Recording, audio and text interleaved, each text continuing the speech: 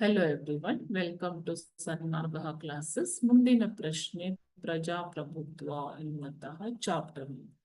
Democracy ಪದದ ಉತ್ಪತ್ತಿಯನ್ನ ವ್ಯಾಖ್ಯಾನಿಸಿ ಅಂತ ಕೇಳ್ತಾ ಇದ್ದಾರೆ. ಡೆಮೋಕ್ರಸಿ ಅಂದ್ರೇನು ಮಕ್ಕಳೇ? ಪ್ರಜಾಪ್ರಭುತ್ವ. ಓಕೆನಾ? ಸೊ ಡೆಮೋಕ್ರಸಿ ಎಂಬ ಪದವು ಡೆಮೋಸ್ ಮತ್ತು ಕ್ರೇಷಿಯಾ, ಇದು ಗ್ರೀಕ್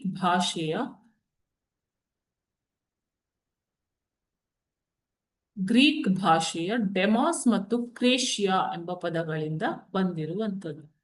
ಡೆಮಾಸ್ ಅಂತಂದರೆ ಜನರು. ಡೆಮಾಸ್ ಅಂತಂದರೆ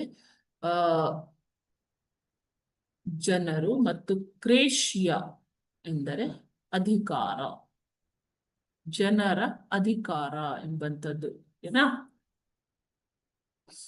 ಹೀಗಾಗಿ ಜನರಿಂದ ಜನರು ನಡೆಸುವಂತಹ ಅಧಿಕಾರವೇ ಡೆಮೋಕ್ರಸಿ ಅಥವಾ ಪ್ರಜಾಪ್ರಭುತ್ವ. ಓಕೆನಾ ಮಕ್ಕಳೇ? ಸೊ ಇದು ಗ್ರೀಕ್ ಭಾಷೆಯ ಡೆಮಾಸ್ ಮತ್ತು ಕ್ರೇಷಿಯಾ ಎಂಬಂತಹ ಪದಗಳಿಂದ ಬಂದಿದೆ. Thank you.